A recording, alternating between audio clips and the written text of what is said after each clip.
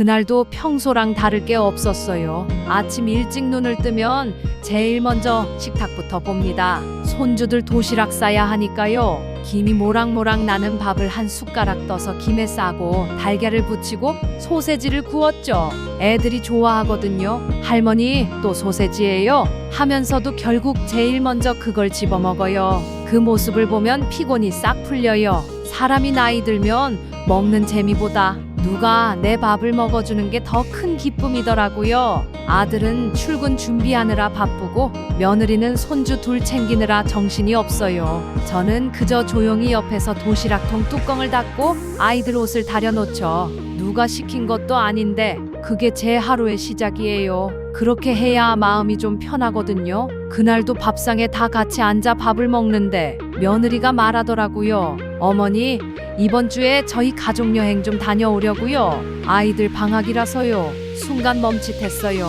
가족여행, 오랜만에 듣는 말이었죠. 하지만 저는 바로 웃으며 대답했어요. 그래, 잘 다녀와. 바다도 보고 맛있는 것도 먹고 와야지. 며느리는 어머니도 같이 가세요 했지만 저는 손사래를 쳤어요. 아이고, 나까지 가면 짐이지. 나는 집이나 지키고 있을게. 걱정 말고 다녀와.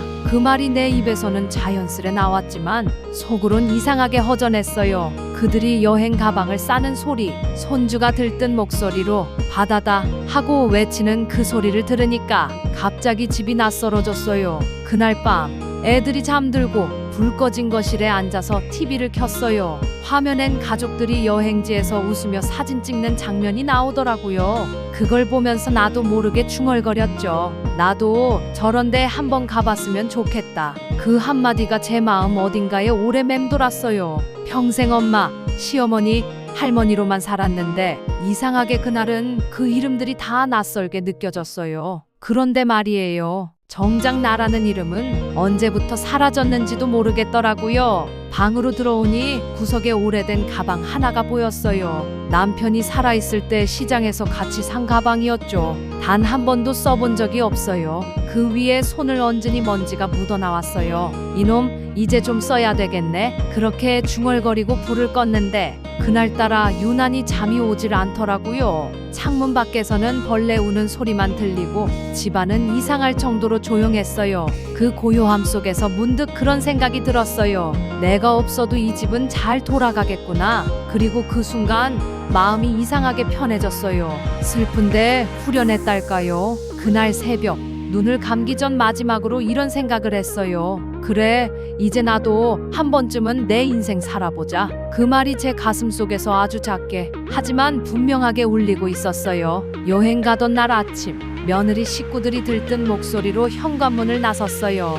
손주는 제 품에 한번 안기더니 할머니 금방 올게 하고 손을 흔들었죠. 그 작은 손이 엘리베이터 문 사이로 사라질 때까지 저는 그 자리에 멍하니 서 있었습니다. 문이 닫히고 나니까 집안이 이상하리만큼 조용했어요. 평소엔 시끄럽던 TV 소리, 발자국 소리, 며느리의 밥 짓는 소리까지 다 사라졌죠. 그런데 이상하게 그 조용함이 처음엔 좋았습니다. 그래, 오랜만에 조용해서 좋네. 그렇게 스스로를 달래며 커피 한 잔을 내려 마셨습니다. 하지만 몇 시간이 지나도 마음이 가라앉질 않더라고요. 식탁 위에 남겨진 젓가락 2개, 아들이 아침에 벗어둔 양말, 손주가 떨어뜨리고 간 인형 하나, 그게 다 눈에 밟혔어요. 점심이 돼서 혼자 밥을 차렸는데 그날따라 밥이 유난히 딱딱하게 느껴졌습니다. 김치 한 조각, 달걀 프라이 하나. 이게 뭐냐? 숟가락을 내려놓고 그냥 그 자리에 멍하니 앉아 있었죠. 그때 문득 그런 생각이 들었어요.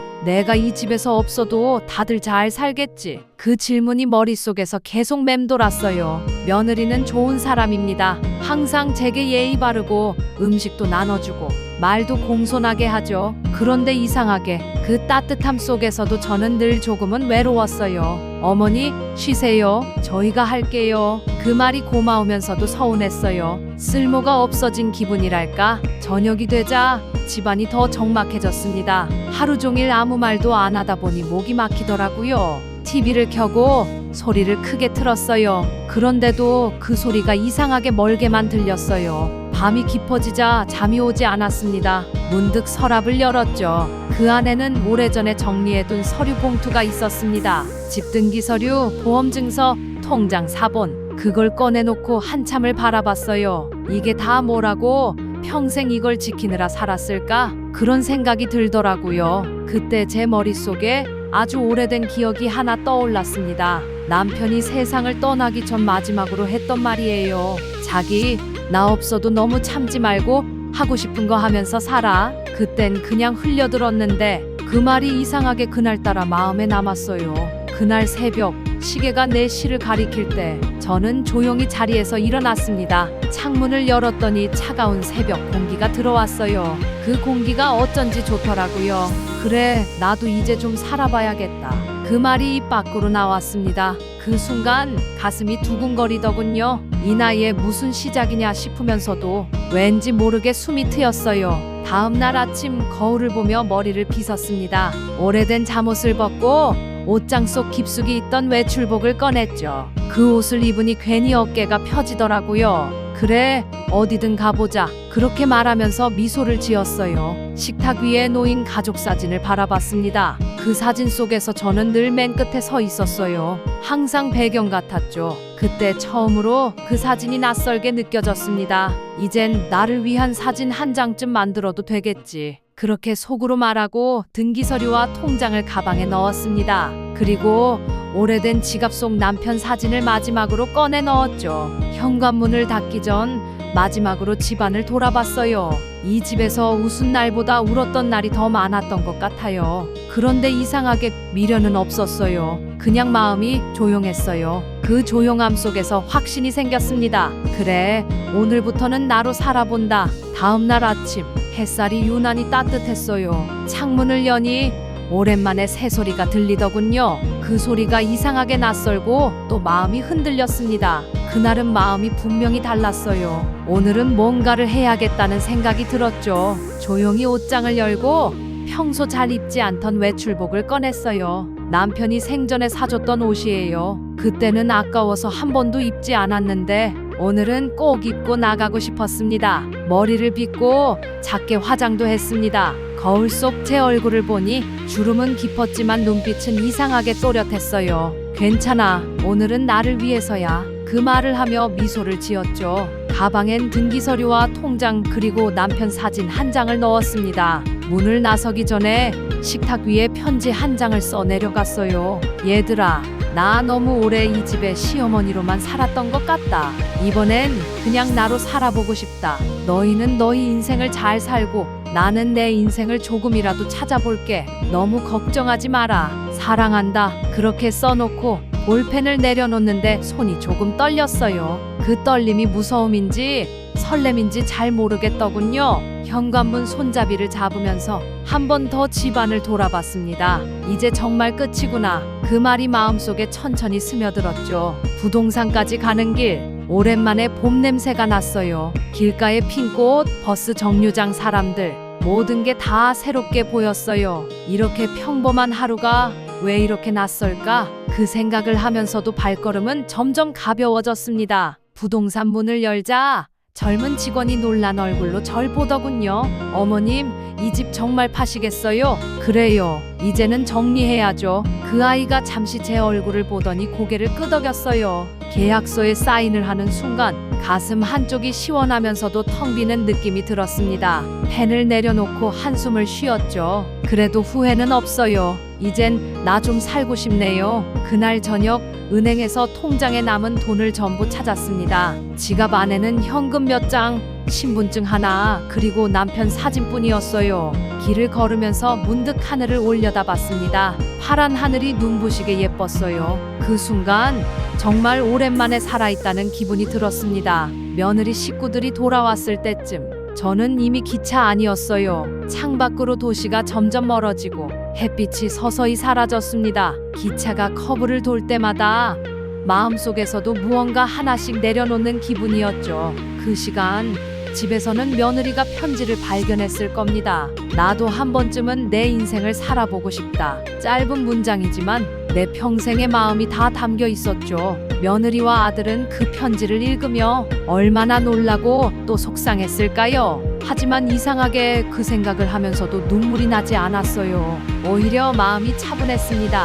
밤이 되어도 잠이 오지 않아 기차 안에서 창밖을 바라봤어요. 창문에 비친 제 얼굴이 낯설게 느껴졌어요. 그 얼굴엔 두려움도 있었지만 그보다 더 큰 건 자유였습니다. 이제야 좀 내 얼굴 같네. 그렇게 속삭이며 웃었죠. 기차가 멈춘 곳은 바다가 있는 작은 역이었습니다. 바다 냄새가 코끝을 스치자 마음속에 있던 먼지들이 한 번에 날아가는 것 같았어요. 그때 깨달았어요. 이건 도망이 아니라 시작이라는 걸요. 바닷가에 도착했을 때 해가 막 넘어가고 있었어요. 노을빛이 바다 위에 길게 비쳐서 마치 세상이 금빛으로 물든 것 같았죠. 오랜만에 느껴보는 자유였어요. 어디서든 나를 부르는 사람이 없고 밥을 챙겨야 할 가족도 없는 조용한 시간. 역 근처에 있는 허름한 민박집에 들어갔어요. 주인 할머니가 제 나이를 묻더니 혼자 오셨어요? 하고 물었죠. 네, 잠깐 머물 생각이에요. 그랬더니 웃으면서 방 열쇠를 내주더군요. 그 짧은 대화가 이상하게 따뜻했어요. 오랜만에 누군가와 이름도 모르는 사람과 그냥 나로서 말을 주고받는 느낌이었거든요. 방 안에 들어가자 작은 창문으로 바닷바람이 들어왔습니다. 짠내가 섞인 공기가 코끝을 스쳤어요. 그 공기만으로도 마음이 조금 가벼워졌어요. 그래, 잘 왔어. 스스로에게 그렇게 말했습니다. 다음 날 아침 바다 근처 시장을 걸었어요. 생선 파는 아주머니가 어머님 고등어 싸요 하길래 오랜만에 웃으며 대답했죠. 그래요, 2마리 주세요. 그날 점심 민박집 주방에서 고등어를 구워 먹었어요. 혼자 먹는 밥이 외롭지 않았습니다. 내가 해먹은 밥을 내가 먹는 게 이렇게 마음 편한 일인 줄 몰랐어요. 며칠이 지나자 동네 사람들도 조금씩 절 알아보기 시작했어요. 서울서 오신 분이죠? 혼자 사시나 봐요. 예, 잠깐 쉬러 왔어요. 그 말이 입에 익으니 왠지 모르게 당당한 기분이 들더군요. 밤마다 파도 소리를 들으며 잠이 들었어요. 그 소리가 자장가처럼 느껴졌습니다. 그동안 잠이 들기 전까지 걱정하던 내일 반찬은 뭐로 하지? 며느리 기분은 괜찮나? 그런 생각들이 하나도 떠오르지 않았어요. 그냥 바다 냄새와 함께 세상과 나 사이의 거리가 딱 좋았습니다. 하지만 가족 생각이 안 난 건 아니에요. 손주 얼굴이 떠오르고 며느리의 어머니 다녀올게요 하는 목소리가 귓가에 남았죠. 그럴 때면 마음 한켠이 찡했어요. 그래도 후회는 하지 않았어요. 이번 한 번만큼은 나를 버리지 않으려 했으니까요. 며칠 후 아들에게서 전화가 왔어요. 엄마, 어디 계세요? 그 목소리를 듣자마자 눈물이 핑 돌았습니다. 하지만 저는 담담하게 말했어요. 너무 걱정하지 마라. 나 잘 지내고 있다. 엄마, 집을 왜 파셨어요? 우리 그 집에서 같이 살자고 했잖아요. 그 집은 내 집이지 내 집은 아니었어. 이제는 내 집을 찾아야 할 것 같더라. 전화를 끊고 나서 한참을 울었습니다. 그 눈물엔 미안함과 안도감이 섞여 있었어요. 며느리도 몇 번 전화를 했지만 받지 않았어요. 내가 흔들릴까봐. 그 대신 짧은 편지를 보냈죠. 너무 미안해하지 말거라. 엄마는 이제 조금 쉬려 한다. 너희가 행복해야 내가 편하다. 그 후로는 연락이 끊겼습니다. 그런데 이상하게도 그 침묵이 나쁘지 않았어요. 서로의 삶을 인정하는 시간 같았거든요. 며칠이 지나고 동네에서 작은 일을 도와달라는 부탁이 들어왔어요. 시장에 나가 생선 손질을 도와드리고 대신 점심을 얻어먹었죠. 일하면서 손끝에 생기가 도는 게 느껴졌어요. 그래, 아직 나도 쓸모가 있구나. 그날은 밤에 잠이 깊이 들었습니다. 시간이 흘러 아들은 가끔 우체국을 통해 제게 편지를 보냈습니다. 엄마, 건강하세요. 손주들이 보고 싶어해요. 편지를 읽을 때마다 마음이 뭉클했지만 돌아가야겠다는 생각은 들지 않았습니다. 이곳에서 나는 누군가의 어머니가 아니라 박 여사님으로 불리고 있었으니까요. 바다 근처 작은 집을 얻었어요. 그 집 창문으로 아침 햇살이 들어올 때면 그냥 그 빛을 바라보는 것만으로도 하루가 감사했습니다. 누군가가 오늘은 뭐 하셨어요? 물으면 그냥 잘 있었어요. 그게 전부였지만 그 말이 참 좋았어요. 언젠가 아들이 말했었죠. 엄마, 우리한텐 엄마가 세상의 전부예요. 그 말을 이제야 이해하게 됐어요. 그래서 나도 그 전부 속에 나를 조금 넣어주고 싶었어요. 이제야 조금은 내 자리로 돌아온 것 같아요. 그렇게 바닷가 마을에 머문 지도 어느덧 넉 달이 지났습니다. 이제 이 동네 사람들은 저를 서울에서 내려온 방 여사님이라고 부릅니다. 아침이면 시장 아주머니가 여사님 오늘도 고등어 잡혀요 하며 웃음을 건네고 저도 그 웃음으로 하루를 시작합니다. 처음엔 그 평화가 어색했어요. 누가 나를 부르지 않고 식탁에 앉아도 밥을 함께 먹을 사람이 없다는 게 낯설었죠. 하지만 시간이 지나자 그 고요함 속에서도 사람의 마음이 채워진다는 걸 알게 됐어요. 혼자 있는 게 외로운 게 아니라 이제야 내 생각을 들을 수 있다는 걸 깨달았습니다. 하루는 작은 화분을 하나 샀어요. 가게 주인이 이건 해바라기예요. 햇빛 좋아하는 꽃이죠. 하길래 괜히 마음이 끌렸습니다. 그래, 나도 햇빛 좀 보자. 그렇게 베란다에 해바라기를 두고 매일 아침 물을 주며 하루를 시작했죠. 그러던 어느 날 우체국에서 봉투 하나를 건네받았습니다. 보낸 사람은 아들. 그 이름을 보는 순간 손이 덜덜 떨렸어요. 편지엔 짧게 이렇게 적혀 있었습니다. 엄마, 잘 지내시죠? 처음엔 화도 나고 이해가 안 됐어요. 그런데 시간이 지나니까 조금은 알겠어요. 엄마가 얼마나 외로웠는지, 우리가 얼마나 엄마를 사람 아닌 엄마로만 봤는지요. 엄마, 미안해요. 그리고 사랑해요. 그 글을 읽는 동안 눈물이 멈추질 않았습니다. 그동안 아무리 담담한 척했어도 속 깊은 곳엔 여전히 가족을 향한 그리움이 남아 있었던 거죠. 편지 끝에는 이렇게 적혀 있었어요. 다시 보고 싶어요. 하지만 엄마가 행복하다면 그게 제일 중요하니까요. 그날 밤 잠을 이루지 못했습니다. 파도 소리가 유난히 크게 들렸어요. 창문을 열고 어둠 속 바다를 바라봤습니다. 별빛이 잔잔히 부서지고 멀리서 파도가 다가와 발밑까지 스며드는 그 순간 문득 이런 생각이 들었습니다. 그래, 이제는 미안하지 말자. 나도 내 몫의 삶을 살았으니까. 며칠 뒤 저는 사진관에 들렀어요. 바다 앞에서 찍은 제 사진을 현상하려고요. 사진 속에 저는 예전보다 훨씬 밝게 웃고 있었습니다. 주름진 얼굴이지만 그 안에 평화가 있었어요. 사진 뒷면에 짧게 글을 적었습니다. 너희도 행복해야 한다. 그리고 그 사진을 편지와 함께 봉투에 넣었죠. 아들에게 그 봉투를 우체통에 넣는 순간 가슴 한쪽이 시원하게 비워지는 기분이 들었습니다. 이제는 내가 가족에게 뭔가를 남겨두는 게 아니라 그들의 삶을 축복해주는 사람이 된 것 같았어요. 며칠 뒤 민박집 주인 할머니가 묻더군요. 여사님, 언제 돌아가실 거예요? 글쎄요, 아직 모르겠어요. 근데 지금은 그냥 여기가 좋아요. 그 말에 할머니가 웃으며 대답했어요. 그럼 됐죠. 뭐 행복하신 거네요. 그 웃음이 오래도록 마음에 남았어요. 해가 지고 집안에 불을 켜니 해바라기가 창가에 기대어 있더군요. 저는 화분을 들어 창문 가까이 두었습니다. 그래, 우리 둘 다 잘 살아보자. 바람이 살짝 불어와 커튼이 흔들렸어요. 그 순간 마음속 깊이 조용한 평화가 찾아왔습니다. 저는 이제야 알겠어요. 누구에게나 늦게라도 다시 시작할 수 있는 시간이 온다는 걸요. 그 시작이 남들에겐 도망처럼 보여도 나에게는 구원이 될 수도 있단 걸요. 이젠 더 이상 죄책감도 미련도 없어요. 그저 오늘 하루를 잘 살고 싶습니다. 바다를 보며 웃고 내 이름으로 불리며 하루의 끝에 스스로에게 말하죠. 잘했어, 오늘도.